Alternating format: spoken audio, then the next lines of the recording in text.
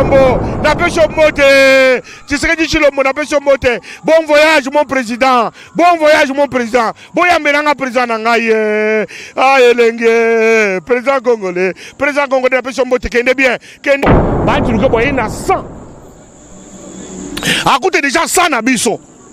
Tu as déjà des 100 quelques. Mbalamoko, tozo sope 60 ya la muka. Tozo sope bango. Bakoma côté nabiso. Tu as la majorité absolue.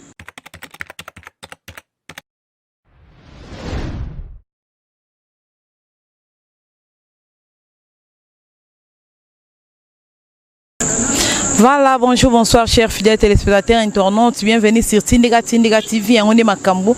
Quand on est au Taratina source, quand on est au Messano, c'est la vie normal Moussala. Yanwana le loto zawa, Luka kana cadre kaka yambali susu. Moi namboka Bishop Chatumba. Quand on est au Messana ko développer, quand on est au Messana pena ba vérité na yanwana to pela qui vraiment to yambaye li susu to zané lelo. To beta li suma solo par rapport à l'actualité politique n'enge zotambolela. Par rapport à on est au moment na batu misusu bazala ki FCC ba omo longone tibati alongwe na FCC to beta no masolo to kota na kati ya muzindo masolo wana voilà tozane déjà nazo PCD ya bambote comme ça to démarrer l'isona bisona Bishop. Bonjour Chatumba. Ah bonjour. Bonsoir. Nyonso bonsoir, bonjour. Eza parce que auto zoro ba États-Unis bazana na moi. Soko ke na Australie bakobi na Tongo. Soko ke na Nouvelle-Zélande bazana midi. Soko ke na Paris pa na ngai.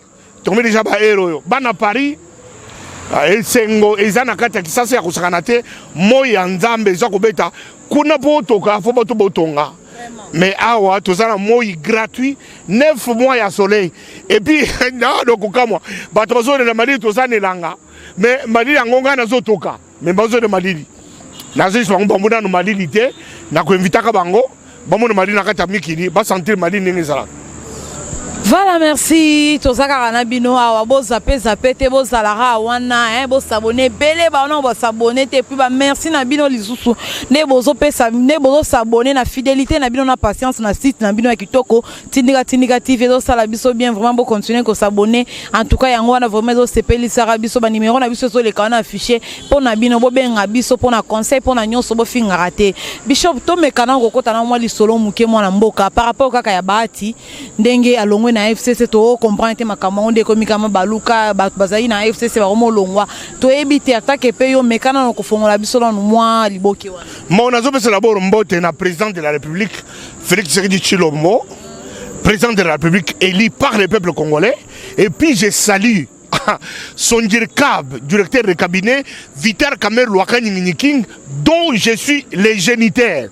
Moi je suis l'héritier spirituel de Vital Kamerhe Lwakani King Binos Boyebi. Depuis 2013, tant qu'on a dit que Masoro a Kini, n'a qu'aucun qui ça, et puis Kabila, Joseph, à côté de pouvoir, et puis à cause de la remise et reprise, côté Vital Kamerhe à cause de là. Ce qui Kamerhe à cause de là, côté Yemoko, na Masoro, tout ça la remise et reprise na Kabila. Mais le rôle de un système en cash, Tomatemi Sima, il y a mon conseiller Félix Tshisekedi, Totiniki, il y a Zoma Solo. To sendika ka remise et reprise ngini Chatumba naziki subi depuis poto. O Chatumba tu es fou, Chatumba soko ça, mais les nazana kisasa. Kisasa oyo et comme système yake il faut prier pour songa. Batu mingi to soko prier pour to kende poto to teka mapangu. Mais le truc musala 9 mi baluka 6. Bakobi ko prier pour na kosonga kisasa et l'engisa na mboko yo nzambe na ngai uzo chance akoya puisque Tshisekedi Félix na Vital Kamerhe bazu pouvoir pour na 20 ans. Il y a un bahati nous pouvons comprendre que Joseph Kabila a sa bételi a comme histoire passée une page tournée puisque a comme autorité morale il y a FCC. FCC c'est une plateforme pour l'élection présidentielle. Mais le président élection présidentielle est qui nango bah tu le vois mais pouvoir est qu'on découverte puisque FCC est compensé na kalaté puisque on est base pas comme ministre base combien gouvernement il faut tout ça gouverner 1000 personnes pour Bakoka. Mais le gouvernement il y a 50 personnes peut faire que ce qu'il y a sur l'ingate coûte 50 azur ka akitati na 45 tina 40 et on va comme coller là. Yango ba tiluko ba rubike lokolo bo pimena na premier ministre boche ilunga ilukama bo pesa nga Sénat ba komi ko te kuna Sénat ba rubike jamais ba tiluko bo ko Sénat yo tikela kaka na ba tiluko bo oh ngai na FCC j'ai plus de 100 députés.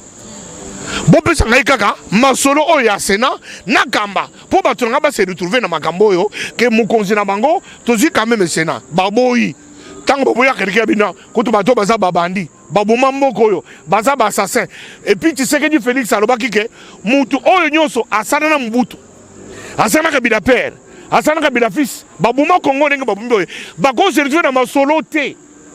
Alors bato babi na kuranda bato oyo te baza na venir te abeti na nenga système chima ba turuke bo a démissionné na FCC abina kurana susu bino te. Alors panique koti puisque ba turuke bo soka longwe kaka mbu majorité il y a 350 députés oyo zo sala mangungu na mapeke FCC ekwei puisque pour avoir premier ministre selon notre constitution il faut avoir une majorité parlementaire. Mais pour une majorité parlementaire, c'est-à-dire 250 députés plus 1. Au service ce qu'on appelle majorité absolue, Premier ministre Abimina Ngambo Nabino. Mais le gars là-bas, tu le Kwebo, Abimina Masolo, c'est-à-dire que FCC, majorité est quoi? Alors, Premier ministre, tu as changé. Premier ministre, tu as un esprit à cash. N'est-ce pas depuis bandedi cash mon premier ministre. Alors il y a une panique et côté il y a FCC battre comme babi na kolanda Joseph Kabila te. Joseph Kabila ils a dit page tournée, ils a dit une personnalité qui appartient à l'histoire du Congo. Histoire na ye ils a des malam, ils a des mabe ça s'appelle l'histoire. Et tu regardes dans le passé Masolo Sikoyo ils a na moko Fachi vite. Tu sais que dit Chilombo na Vital Kamerhe Lwaka Nyinyiking bango basana masolo tala côté Chatumbaza bandi kona bosana poto oyeko doka mutu pamba 20 ans tozana pouvoir ngana sana 52 ans lelo nazo bomba te bilionso boyibi na poto âge na ngai 52 ans sikoyo obakisi 20 ans na kozana 72 ans mais yo camarade na ngai oza pena 54 ans bakisa 20 ans et koko mena 74 ya opposition ya kofinga Tshisekedi mutu ekodoka yo moi je suis en Nganda, au place à Kolala, au Refuge Chatumba Pamba. Tayangoyo, Tozana pouvoir pour 20 ans. Au Chatumba Roba quitté, Nano Barananga en avance. Depuis 2013, je suis à côté de celui qui fait les lois. Celui qui fait les lois, Boyebi Ebinios, Vital Kamero, c'est celui qui faisait les lois. Tout ce qu'il touche réussit. Attends au saut d'Inda. Ce qui Vital Kamera, Simio Kaka, au Mati. Yango ba tu ko comprendre que nake na côté Tshisekedi azali nake na côté Kamera azali pour nazwa ba ati tozali ko zona maboko mibale tu as de la place, tu as compris la volonté du peuple, tu as compris même en retard mais tu as compris. Voilà mon amboka bishop mais on dirait ndeto yo ki mo ba nungu ke ba ati Kabila ifsake ke a patienter azela nanu wana eza jemoko boye bango moko bayebine bakosala meilleur boye kozela la patience wana poste wa poste wana yango eloko esali bongo. Non non makambo politique ba la cache ezalaka te na politique etambolaka na baaccord nde etambwisaka politique mais ntango omoni ke accord bapesi eza kosimba te eza clarité babisi azela so ntango nini azela en même temps bozo badepute ne plus de 100 bokomisa bango na ngambo na bino ye kolo badepute azala kidiba bozwa yoka bazolinga batya na Sénat bande kona na kitisi mungongo bazolinga batya na Sénat Tambo Mwamba azali nani? Tambo Mwamba azali premier congolais oyandima à la face du monde kaza assassin aina caméra basambisi était bakangi était condamné était aye moko ayibande kodanga na assassin ngai Tambo Mwamba na uti ko tirer avion na Maniema avion ce qui de Kindu. Il y avait 47 personnes civiles à bord de l'avion. Tambo Mbarbike, na lance roquette, na teli likolo, na beti wambu, avion Panzani. Il est moko. Azeli ko sepela, abomi batu, de lui-même. Et ce n'est pas Chatumba qui dit, c'est Tambo Mwamba qui nous a dit lui-même. Moi j'étais en Europe, Tambo Mwamba c'est une déclaration dans le monde entier. Abina Zgananga assassin ngo mona kangayawa, na bomba 47 personnes civiles. Si vous m'entendez wana, balancer des mandats par la Belgique. Il y a un juge belge qui a instruit l'arrestation de Tambo Mwamba. Il serait interpellé. Si vous m'entendez wana, il y a un président, il y a un Sénat. Il y a un non. Mutoyo a reconnaître rien moko. Et ça n'a pas tout parce que ça n'a kanda o chatu mutolobi. Ngana za jijite, ngana kote na moté muno kwa tambo mbati moko mutolobi. Je répète que ces paroles. Avec naza assassin na buma 47 personnes. Est-ce 47 personnes c'est qui ba moi? Est-ce qui ba nyao? To bangombe me batu, ba congolais 47 ba continue mabele. C'est lui qui a reconnu. Ce que Moutouanding on a battu à l'obike, aïe comme président Sénat. Non, nous ne voulons pas tasser les régimes de Tshisekedi Félix et de Vital Kamerhe. Tolingi régime le Mango et Kendri Bosso. Mais Makambo, Oyo, Tamou Mbassadi, il ne mérite pas être président Sénat. Comment Joseph Kabila, autorité morale, Asakodinga, assassin, lui-même, ce n'est pas Chateau Bakidi. Lui-même a l'obike, Nazaka assassin. Nabomu batu eza le champion Mbemba attends champion Mbemba wanga nakanaye mais ba ibi kalié ba pygmée tout le monde sait que ba pygmée ba sida na forêt équatoriale motozi ko de bango champion Mbemba et puis alingani la biso ça y est félicitations parce que tu monde bien tu bala tu sa mariage na mwasi na mais botala tata mobimbo wana yaka to fanda tata na bombe abuti bana mikolo anyokoli mwana mwasi abato abaluba ndeko nanga tosisa ne classe moi ça champion mais tout temps ne classe tosisa ne classe a juillet a botise bana mulongo sombo abali yete les gens comprendre que non na ko na fait à carrière ayi ko so alliance a tiene mwana bato premier ça devait voter que jamais mais boter déjà babandi oyo bato so ko diriger biso avant dine boisi yaka to fanda plus de 30 ans abia ndoze abaye kola na bizaleli baye bana bizaleli comme ça libala si mais bandite azo ko na bizaleli la moi si azo ko président de la République pour ya ko se na République ondine ya ko se batwana il est unique muto awanga na ade ba pigmenté atako ba condamner kale ba pigment mais Tambo Mwamba il est unique qui reconnaît à la face du monde que nabuma batu mais azo linga aya ko président du Sénat bande ko nanga yango ba tu lukebo aboyi na ye ko sangana na bango abina ko sangana na bino teo bato parce que na poto oh tu sais que ya ko diriger ndenge il n'a pas la majorité parlementaire mais lelo ba tu lukebo il na 100 a coûté déjà 100 na biso to comme déjà 200 quelque mbala moko tozo zope 60 ya la muka tozo zope bango ba ko côté na biso to comme la majorité absolue.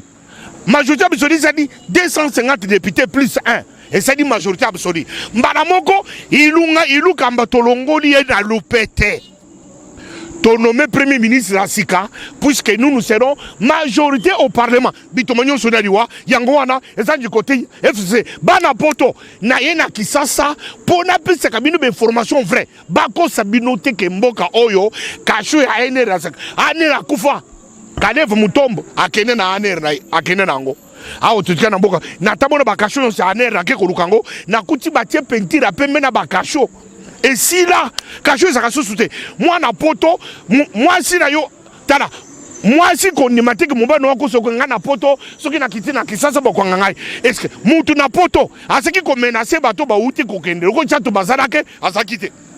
Mais na kinite nazana kisasa ça fait déjà 3 mois na kata kisasa ah mboka bakoko na ngai nazalia on a place de la gare et ça la place à Saint-Denis na biso na kata Paris place de la gare simana ngai hôtel de Béatrice botala hôtel de Béatrice et ça peut na ba piscine lokola ba hôtel à poto oye awa o sokoli bien o lali bien sécurité za mboka tala mobano wako so oteke oh soki na kina bakanga susu mutute oh magambo isila sécurité contre la katamboka. Voilà, merci vraiment. Nabo sanité na pesi bambote nanga ebele na Delmpiro Matuba MP3 grand-père Bozi Bojana oh grand-père Tarmena kamwe na kamwe grand-père Masolo wana neo to solo mena yo quitté mais na plus mbote. Voilà Delmpiro Matuba MP3 ba bon séjour na yo na kati ya kini quoi. Viens à Talara et Wambote ne belé bisiko zali. Moi la mboka bishop mais quand on koyeb sabiso lisusu par rapport à lettre à Fayulu tozo baté à papa na biso madi di Martin Fayulu tozo baté lettre ngo et comme na niveau ni moi mbutu wana. Alinga azoba baninga, alinga zoba Jean-Pierre Mbemba. Alinga zoba Moïse Katumbi. Alinga zoba Freddy Matungulu. Alinga zoba Muzito. Yemuko abimi na mbusa nyamusi. Abimi na butu akomi lettre. Aseli CV na ye, asengi musali pa Félix Tshisekedi. Félix Tshisekedi ko sa garçon poli, asuli trabombi na ye. Abi asam congolais, mwana mboka, aseki ko ba vérité des urnes, batu bakufi. na poto bato batamboli mitakala o vérité des urnes président élu akosa bino na poto tango na siki na poto ne bisaki bino ke to ya mamuto yote bodo chatuba azade muto kamere desiki moko ezadi ka mo intérêt à Congo. Il a menti au peuple congolais qu'il a gagné. Mais celui qui a gagné, comment il peut encore écrire la lettre à un chef de l'État en fonction azo senga musala. Et puis musalango azo senga ka pona ye moko baningo basala ye aza eloko basala oh nzambe eloko basala ye eloko basala Moïse Katumbi na mbongo na ye siko tananga zozo babango akimi bango ayiko comme lettre pour au pouvoir lettre nango to vendre yango sima to publier yango pour peuple congolais amona lokuta tata oyo tala bino bato bozo tambo na poto bozo c'est le président élu ou azongine député national. Nous avons que ce député président élu, il s'appelle Tshisekedi Tshilombo Antoine. Il a 15 directeurs de cabinet Vital Kamerhe Lwakani oyo chatuma yomoko azedi héritier spirituel bandeko match a isa bien et tikedi kaka gouvernement yebanda congolais à se retrouver. C'est tout ce que j'ai à vous dire. Azadi naye rien du tout, azadi rien du tout. Tozo comprendre pété mon amboka bishop pour éviter la muka yango ba panzani ba komi na 2 parties to 3 parties tozo ebate parce que tote koyo kapé ba voice tote ko makele na bango ba bombana na kasi to éviter mo ba munungu wana mbutsa nyamui salobaki yango déjà que vérité des urnes c'est ce qui dit Félix qui a gagné les élections mais to kopé c'est bien secret qu'est-ce qu'on a fait pour to sokomba fayulu to ko tsango na mitema ba congolais qui yene muto a gagné. Alors c'est pour dire que c'est une fabrication locale. Il y a il y a banguna ba population congolaise. Bande konanga na jibi sibino ke banguna peuple congolais. Bon moni, les Francis Kalombo, Moïse Katumbi, ba reconnaître que ba c'est qui complot contre le Congo. Ba c'est complot contre le Congo pour pas imposer biso muto au peuple congolais à voter. Alors ces gens-là sont des hommes très dangereux congolais. Les lobos compris ça a raison. Le groupe peut s'en raison nassima. Dans ce cas, n'a pas raison. N'a le rappel raison. N'a pas bateau basé ba mafia. Groupe de dealers. C'est un deal. Groupe yaba franc-maçon. Groupe ya ba fait man ba monter complot. Ba dit que failli le mouton gagner. Donc on dit complot. Il n'a jamais gagné. Les gens reconnaître. Il en était. Ba reconnaître que tout montage pour tout le cacao na mboko. Batouana, leurs paroles ne sont pas crédibles. Ce ne sont pas des gens à considérer, à écouter, à suivre. Quand nous on s'est poumonné pour vous dire la vérité que Makambo Samine à Genève, et ils dit complot à sorcier. Quand ils nous insultaient, parce qu'ils avaient la vérité. Donc, parce qu'il y a la vérité à mon côté. Les gens bimine en poisson, que Mouton Tata a gagné l'élection. Et ça qui complot contre les Congo. Et ça complot, Moukananyo soit le Tobois qui s'y yango, en parlement. Il est validé, à que des causes à la députée, à que ma vérité des urnes. Vérité des urnes s'appelle Tshisekedi Félix Tshilombo Antoine.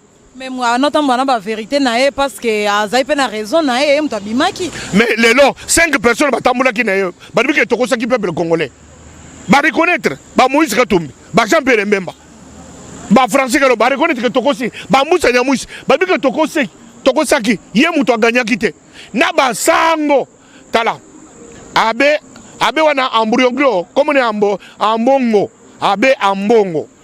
Ce qu'on dit la guerre sainte, il y a l'église. Moi, je suis représentant de l'église. Donc, ça de nos guerres. Et puis, on a gâté. Mboko isa yayote, mboko isa église catholique té. Il y a plusieurs confessions religieuses dans Mboko. Tu ne peux pas plaider, tu deviens syndicaliste de ton neveu, Jean-Pierre Mbemba, tu viens d'imposer à la tête du pays. Nous n'avons pas besoin d'un criminel qui a mangé les pygmées. Il y a beaucoup à reconnaître. Attaque aux hommes et Nakusu. Bah, pigme bato balobaki. Aïe comme président Mboko. Ambongo.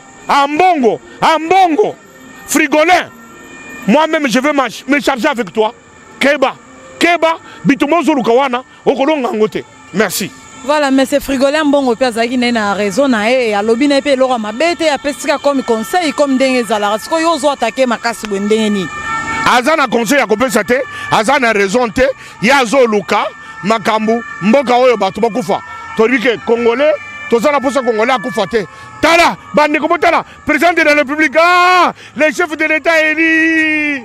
Ah, chef de l'État congolais, Félix Chilombo, Napesho Mote, Tshisekedi Chilombo, Napesho Mote. Bon voyage, mon président. Bon voyage, mon président. Boya Menanga, président Nangaye. Ah, Elenge, président congolais. Président congolais, Napesho Mote, kende bien, papa. Kende bien. Bon, service au Congo, na di banda. Tomoni président zole katara kini elengi kini elengi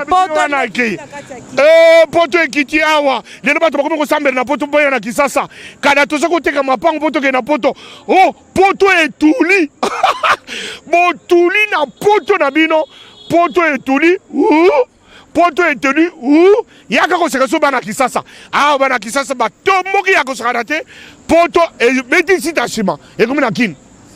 Voilà mwana mboka Bishop tozongi susu mwa sima muke na makambo te koleka tomoni mukolo babongisa ki soulèvement populaire ya batu ya Lamuka tomoni papa na biso Martin Fayulu Madidi ba chembasu ende babenga mbasu na bapine na ye ba bomie bapine ya mutuka na eto ebite babiloko ya bongo est-ce que papa yende mutala mutu ana za muibi batus ba ibi que c'était malfaiteur qui ne connaît pas azalaki ministre ya Ecofin na gouvernement provincial Francis Kalombo Arobi qui sont allés résultats à Vinaye. Moutouana a dribblé.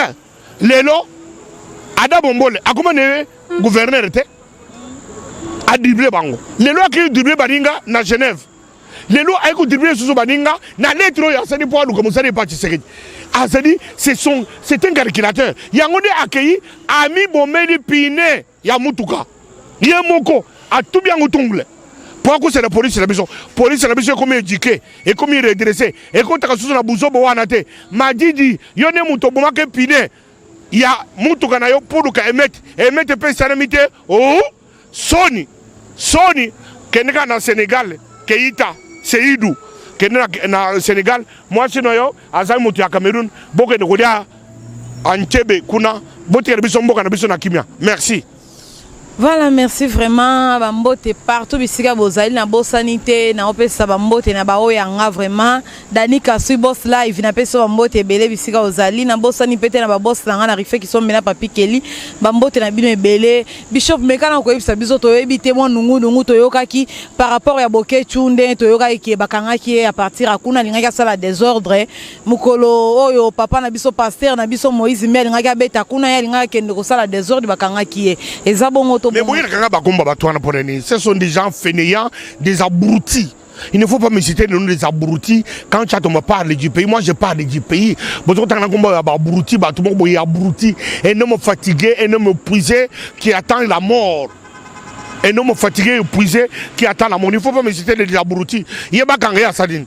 Ayaki kuna atawana ta kuma ka atawana bakuka ngena kasho soki ba tiena kasho kukufa akuko takashote il y a pas za inapte regardez yo so mubadi na libu mwana zemi wana zemi ya libu ni wana mubadi mwana mubadi moderne il est un garçon moderne à cause de l'étape ya libu mwana jamais il n'est pas moderne asa muto kotanga comme na yete quand tu tombe parle du pays otanga comme muto moko ya abruti un homme fatigué un homme impuissant na kutana ser moko Joyce akoteka bakisi moko bakisi ngo soko le tango epesho mo force ba Joyce ke ne oteke de bakisi Obi qui sait puisque azane abruti fatigué anéanti azo zela kufa okufa dikolo Tshisekedi te keno kufa kote kuna soki kote kuna ya ba Skarbek okufa kote kuna okufa na Tshisekedi te keno ça vient musika toboyo awa na Congo tu n'as pas de place tu n'as plus de place ici na Congo ya bato ma dédiqué za la kate ya bato finga batata bato na ba mama bato za kasusu te to komi Congo oyo ezali kozala redressement économique révolution économique et nouvelle technologie to kendi liboso to tanga mboko yo bana Congo badi abamela to préparer rentrée scolaire gratuite na Congo voilà ba projet to zanango à court terme.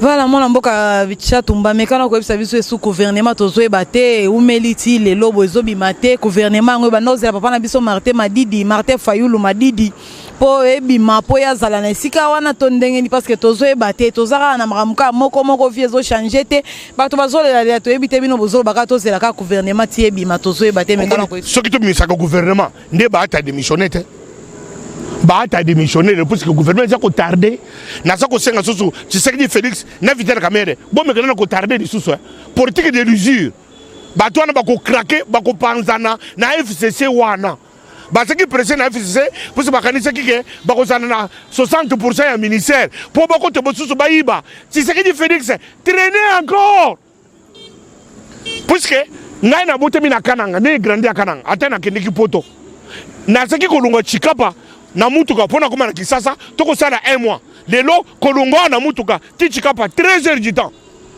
sans gouvernement. Pourquoi basaraka gouvernement miboyo précipitation pour passer politique de l'usure traîner encore de nouveau ba sauter to lo kasusu ba ati mususu amibale abima na FCC aboki sama solo ozomona te ko traîner wana ozolo baba e traîner car gouvernement e traîner yango na biso beto zo kufa mbazala parce que marambo vie ezoko makara pasi dollar ezokende kana komata tozo e bate so tozo kende wa peto komi wa depuis na Kisasa ça fait 3 mois na kutaki dollar na 16,500 depuis en tuile le zaka 16,500 et variété bougé il n'y a pas un gouvernement mais dollar est remis.